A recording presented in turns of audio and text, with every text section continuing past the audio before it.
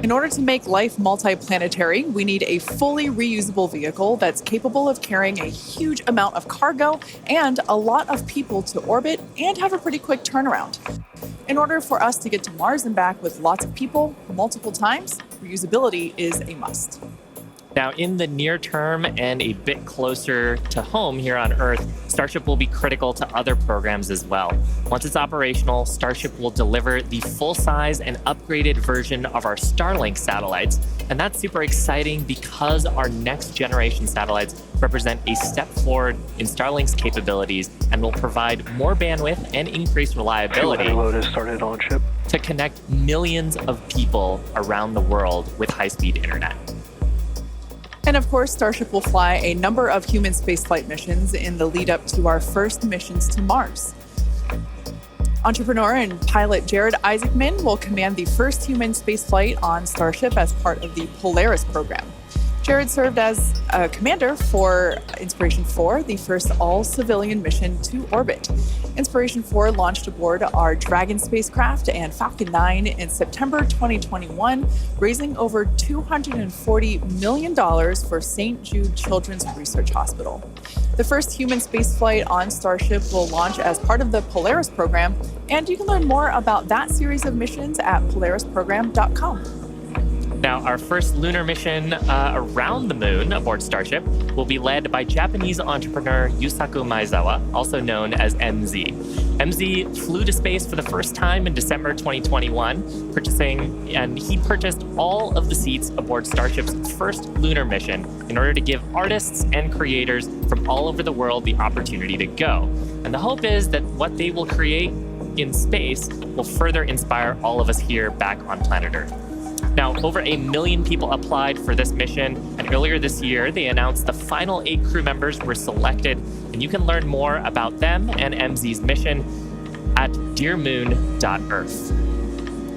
Dennis and Akiko Tito are the first 2 crew members announced to fly on Starship's second commercial spaceflight around the moon. This will be Dennis's second mission to space after becoming the first commercial astronaut to visit the International Space Station in 2001, and Akiko will be among the first women to fly around the moon on a Starship. The Titos joined the mission to contribute to SpaceX's long-term goal to advance human spaceflight and help make life multiplanetary. SpaceX is also incredibly honored to be part of NASA's Artemis program to establish a sustainable presence on the moon to prepare for missions to Mars. Starship's early test launches, followed by those regular Starlink deployment missions and propellant transfer demonstrations, are directly advancing NASA's Artemis program, along with SpaceX's ongoing mission to make life multiplanetary.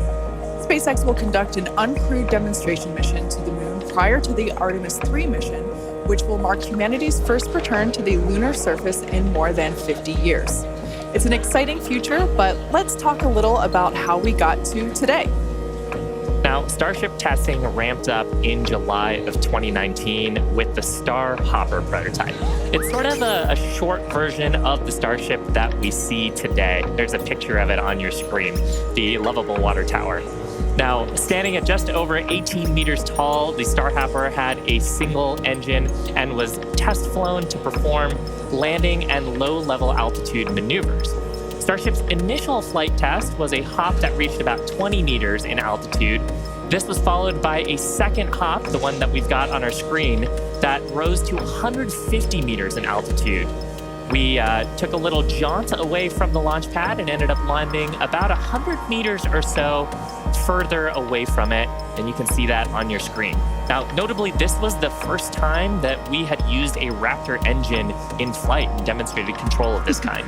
As a Star Wars fan, I can't not see a flying R2-D2 there. Now, after a series of 150-meter hop tests with earlier prototypes, the Starship program saw a huge breakthrough during a test flight of the vehicle known as serial number 8, or SN8. SN8 demonstrated a first-of-its-kind controlled aerodynamic descent and landing flip maneuver. Yes, I'm talking about the belly flop.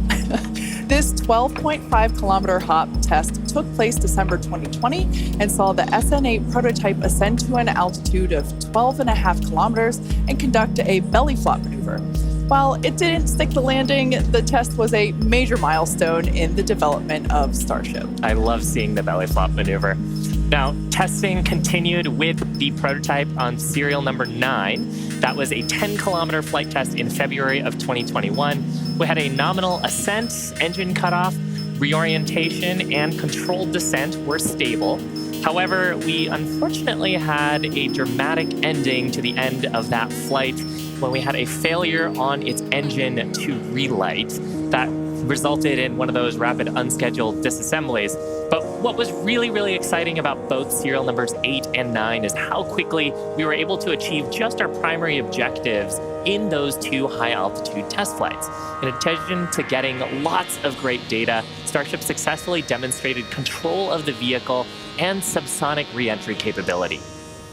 Ultimately, we performed 9 Starship high-altitude test flights in total, and in May of 2021, SN-15 launched from Starbase, reached an altitude of about 10 kilometers, performed a number of maneuvers, and safely returned to the launch site.